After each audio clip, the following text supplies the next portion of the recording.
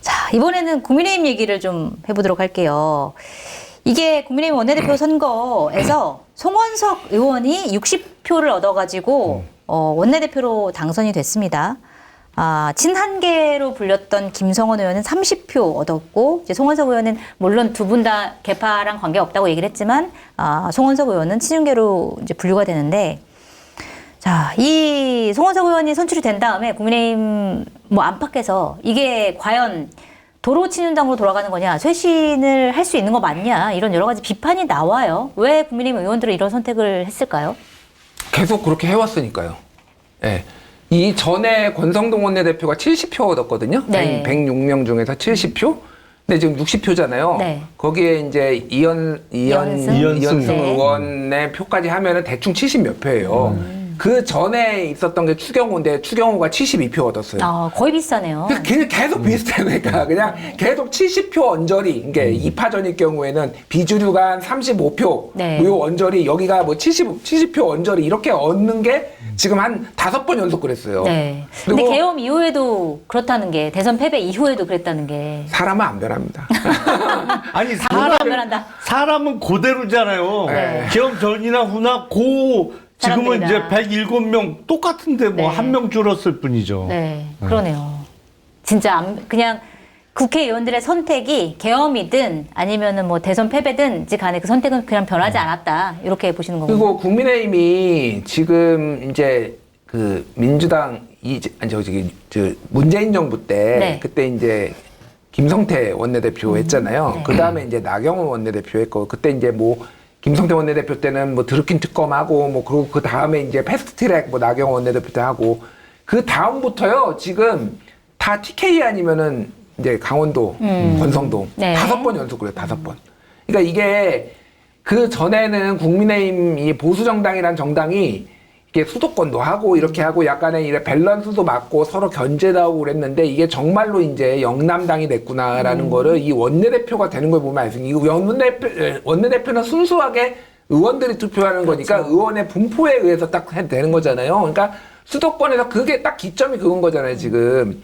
자유한국당 다음에 이제 미래통합당으로 넘어오면서 황교안 대표 오고 그러면서 의석수에서 폭망했잖아요. 그때 103석, 미래통합당 103석, 그리고 이번에 이제 108석 됐잖아요. 네. 수도권이 회복이 안 되니까 그냥 영남에서 주구장창 그러니까 원내대표를 하는 거예요. 그러니까 이게 사람들이 안 바뀌고 또 그대로 투표하고, 그러니까 관성대로 또 가는 겁니다. 그래서 그러니까 본인들이 송원석이 그렇다고 엄청나게 친윤이라고 볼 수도 없어요. 그러니까 네. 근데 어차피 거기에서 또래들끼리 있으면서 이 비슷한 영향을 받을 거 아니에요. 그리고 다 얼굴 아는 사이인데 누구는 쳐내고 누구는 안 쳐내고 어떻게 되겠습니까? 그러니까 이게 개혁이라는 게 그렇게 어렵다. 네. 그래서 트럼프 같은 또라이가 와야 돼요. 그러니까. 또라이가 그러면 좀 바뀌는 건가요? 그러니까 이랬더니 짜르 같은 사람이 와서 옛날 예를 들면 그러니까 김종인 같은 사람이 와서 그래서 외부에서 수혈해야 된다라는 얘기가 국힘에서 나오는 이유가 그런 거잖아요. 그러니까 내부에서는 죽어도 안 된다라는 된다. 거예요. 죽어도. 이게. 영남이라는 그 기반을 갖고 있는 한 변화가 될 수가 없다. 네. 그렇죠. 아니 왜냐하면 문제가 국민의힘은 제가 보기엔 총선을 거듭 치르면서 인적 자원이 악화됐어요. 네. 수준도 옛날보다 더 떨어지고 지역적으로는 뭐 이제는 수도권은 거의 포기한 상황이 되고, 그러니까 문제가 뭐냐면 송원석 의원이 기재부 2차관 출신이에요. 네. 그리고 예산실장도 했어요. 제가 의원할 때 제 지역구에 경찰서 신설하는 것 때문에 당시 예산실장을 하던 송원석 실장 막 잡으러 다니고 그랬어요. 예산 받으러 네. 다니려고. 그러니까 물론 개인적으로는 똑똑한 사람인 건 맞아요. 근데 문제가 뭐냐면 지역구가 TK잖아요. 네. 희한하게 딱 보는 시야 아니면 생각하는 게 딱 자기 지역구에 이렇게 한정돼. 지역구의 문제. 그래서 모든 사안에 대해서 객관적으로 보면 저러면 저거 망하는데, 근데 그렇게 생각조차를 안 해요. 왜냐면 자기 지역구 내려가면 다 잘한다고 그래, 사람들이. 네. 잘한다 한단 말이에요. 그러다 보니까 진짜 잘하는 줄 알아. 그러니까 문제가 뭐냐면 지금 민주당이 며칠 전에 원내대표 선출을 했잖아요. 네. 민주당의 원내대표 김병기 원내대표는 서울 동작이에요, 지역구가. 근데 여기는 TK야. 네. 김천인가 그렇죠? 송원석 의원은. 이게 수도권 의원하고 그 지방 의원하고는 생각하는 게 완전히 틀려요. 네. 그리고 또 자기 이익을 위해서도 아니 우리 동네에선 이렇게 하면 돼. 먹혀 이게. 그리고 다음에 그냥 또 배지 달면 되니까. 뭐 이렇게 아니 하는 그리고 수도권 민심에 따라서 뭐 얘기를 하거나 뭐 그쪽으로 끌고 가면 지역에서는 욕 먹어요. 네. 안 한다고 그렇게. 점점 악화되고 있는 상황이에요 지금. 어쨌든 TK 영남당으로 전락하고 있는 상황과 지금 원내대표의 선거가 연관이 좀 있어 보이네요. 근데 국민의힘은 진짜 위기이긴 위기인 것 같아요. 지금 한국갤럽이 조사한 내용을 보면은 지난 10일에서 12일까지 1000명을 대상으로 조사를 했더니 당 지지율이 민주당이 46%가 나왔는데 국민의힘이 21%가 나왔습니다. 이거는 계엄 직후보다 더 안 나왔다 뭐 이런 평가를 받았는데 지금 민주당과 국민의힘의 지지율 격차가 5년 내 최대치로 벌어진 상황이라고 합니다. 자세한 내용은 중앙선거 여론조사심의위원회 홈페이지 참조하시면 되는데 국민의힘의 지지율이 이렇게까지 떨어진 이유 뭐라고 보세요? 그건 일단 대선 패배 이후에 국민의힘 지지층이 여론조사에 적극적으로 응답하지 않는 것도 큰 원인 중에 하나예요. 네. 근데 국민의힘 의원들은 그 여론조사는 중요하게 생각 안 해요. 근데 대선 때 41%를 넘게 득표를 했어. 네. 근데 전국 득표가 중요한 게 아니에요. 내 지역구에서 김문수 후보가 몇 프로 얻었고 이재명 후보보다 많이 얻었냐 적게 얻었냐가 제일 중요하거든. 네. 근데 대부분 영남권 의원들이잖아요. 내 지역구에서 이겼어 우리 후보가. 그럼 나도 사는 거야. 그 위기의식이 없어요 기본적으로. 네. 위기라고 생각 안 해요. 위기라고 생각하지 않는다. 이 41%도 문제지만 지역구에서 얼마나 얻었는지 네. 그것도 좀 영향을 미친다. 선거 치료가 답이죠. 선거 치료. 근데 예. 선거 치료 당한 거 아니에요 이번에? 41% 너무 많이 얻은 건가요? 두 번으로는 안 돼요. 두 번으로는 안 된다. 그러니까 이게 뭐 보궐선거까지 따지면 끝도 없으니까 이제 큰 선거 중심으로 하면은 네. 국민의힘 보수정당 계열이 예전에 이제 2014년에 지방선거는 사실상 비겼다라고 보는 게 맞을 것 같아요. 그때는 이제 세월호 참사가 났지만은 박근혜 정부가 선방을 했고 2016년 총선 지고 2017년 대선 지고 2018년 지방선거 지고 2020년 총선 지고 한 4번 정도 연달아 큰 선거에서 지니까 이제 그때부터 이제 뭐 탄핵에 강한 우리는 건너야 되네, 뭐 이준석이를 새로 얼굴로 만쳐야 되네, 뭐 이런 것들이 이제 나오기 시작했거든요. 네. 지금 2번밖에 안 줬어요. 3번 더 남은 거네요. 예, 그러니까 최소 2번에서 3번은 더 줘야 돼. 그러니까 네. 내년 지방선거 지고, 네. 그리고 총선까지 이제 다시 한번 지고 그러면은 이제 지지자들이 못 참아요. 그때 이준석 그 당대표 때 일화가 뭐였냐면은 대구에 이제 이준석 후보가 당대표 선거하러 갔는데 그때 대구에 있는 이제 보수정당 지지자가 이준석의 손을 꼭 잡으면서 바들바들 떨면서 네. 더 이상은 질 수 없다. 어떻게 하면 너를 당대표를 만들어주면 우리가 이길 수 있니? 뭐 이런 네. 정도로 절박해졌다라는 거니까 누가 됐든 이길 수가 있으면은 근데 지금 지지자들도 그렇고 절박함이 없는 거예요, 사실. 그래서 제가 보기에는 몇 번 더 져야 된다, 국힘은 지금. 네. 그렇게 될 것 같아요, 지금 상황상. 예. 뭐 내년에 또 지방선거 있고 그다음에 또 총선 있고 여기서 몇 번 더 지고 나야 진짜 제대로 정신을 차리고 쇄신을 할 수 있다. 이런 근데 말씀 지금 같은데. 국민의힘 계열 이 보수정당이 사실은 되게 심각한 게 뭐냐면요.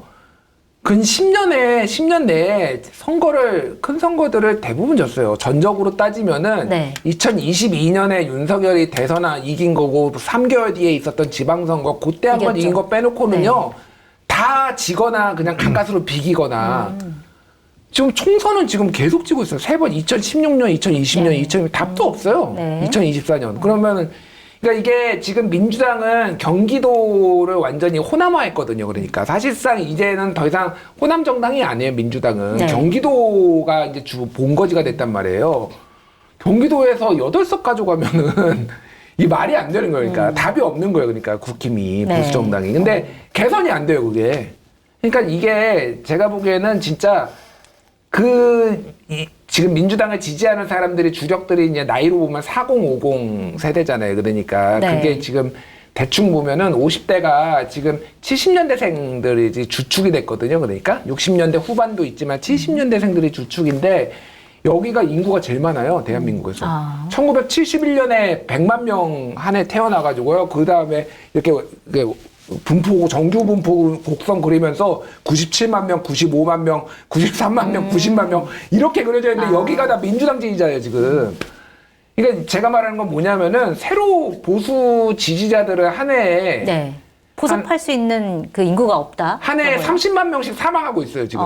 그러니까 네. 주로 보수를 그러니까 70세 이상이 대체적으로 한 4분의 3이 국민의힘 지지자거든요. 한 해에 30만 명, 최소 25만 명씩 사망하고 있어요. 지지자들은 줄어들고 있고. 네. 새로 유입은 안 되고. 그러니까 제가 말하는 건 뭐냐면은 특히 총선 같은 경우에는 제가 보기에는 한 10년에서 20년은 답이 없을 것 같아요. 쉽지 않다? 이대로 가면은 네. 지금. 네. 거의 빙하기가 지금 도래했다. 그러니까 뭔가 이런 말씀. 완전히 바뀌지 않으면요. 계속 질 것 같아요. 총선은. 제가 보기엔. 아니, 국민의힘은 본인들이 잘해서 선거 이기기보다는 상대방이 못해서 그 반사 이익을 노리는 거죠.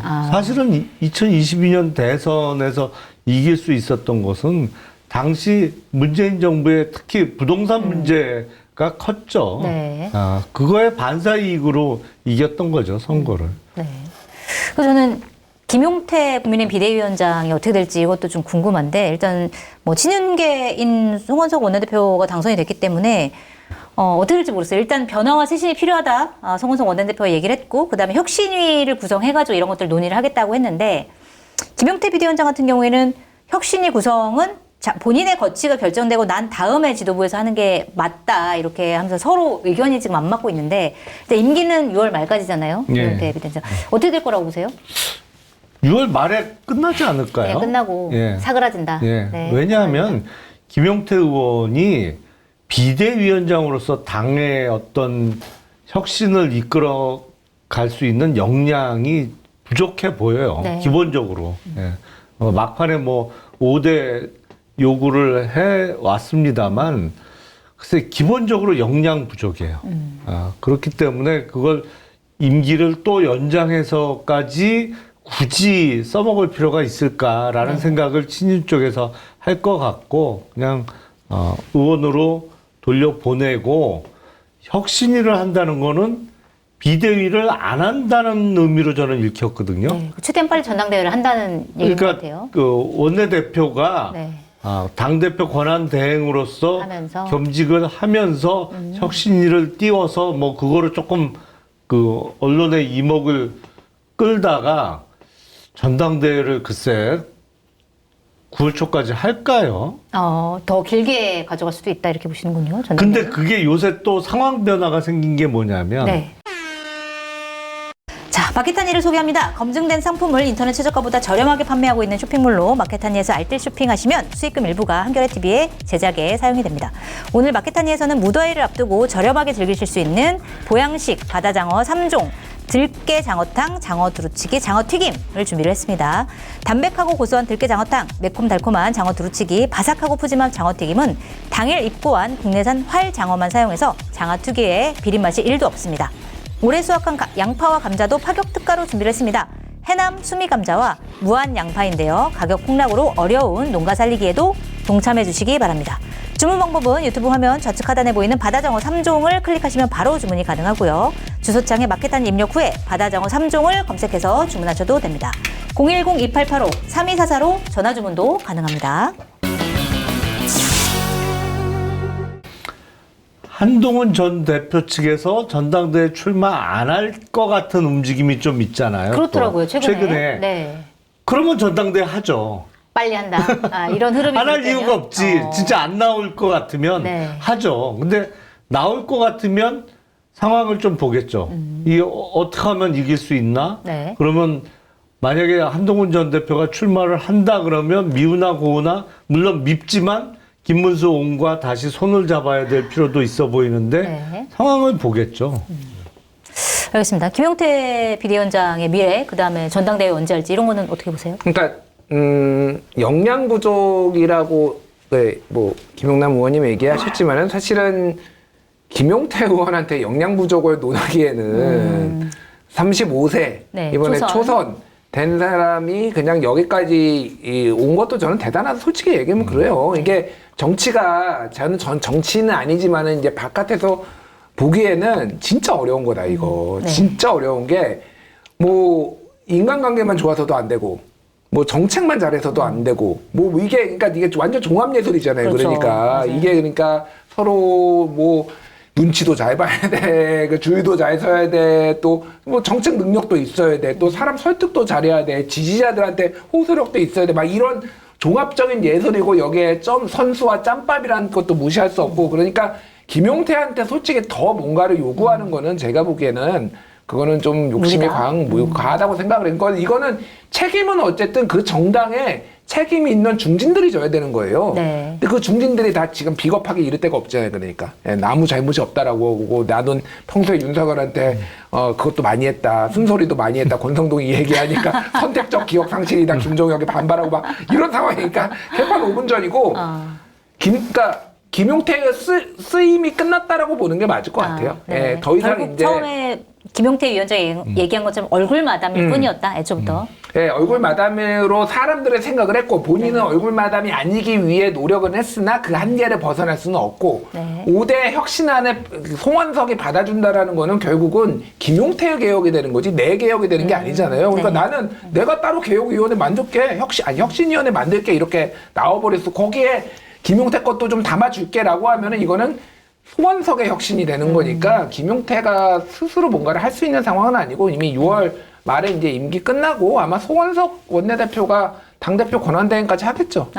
그래서 전당대회를 안 열지는 않을 테고 말씀하셨다시피 지금 안 나온다는 거잖아요. 지금. 네, 한동훈 전 대표가. 한동훈은 안 나오는 건데 그게 안 나오는 게 복합적인 것 같아요. 네. 하나는 이번 당대표가 하더라도 임기가 1년이 못 넘길 수도 있겠다. 그런 정무적인 계산도 있는 것 같고 네. 그러니까 더 좀 이렇게 계속 소모되는 느낌? 계속 선거마다 모든 거에 다 나와가지고 좀 소모되는 느낌을 좀 피하기 위해서 한 템포 쉬는 것도 있고 뭐 복합적으로 좀 생각하는 것 같습니다.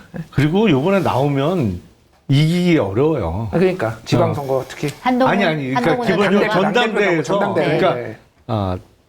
그러니까 떨어뜨리기 위한 판을 짤 거거든. 네. 그리고 선거 보니까 뭐, 구도나 이런 네. 측면에서 그래서 원내대표 결과를 봐도 그렇죠. 그렇죠. 당대표에 당선되기도 어렵고 만에 하나 당선되더라도 딱 그거죠. 내년 6월 지방선거 지고 나면 또 물러나야 되니까. 네. 그럼 3연속이에요. 선거 패배 책임지고 그러네요. 물러나는. 뭐 한동훈 전 대표 입장에서는 고민을 안 할 수가 없는 그런 상황일 수밖에 없겠네요. 네.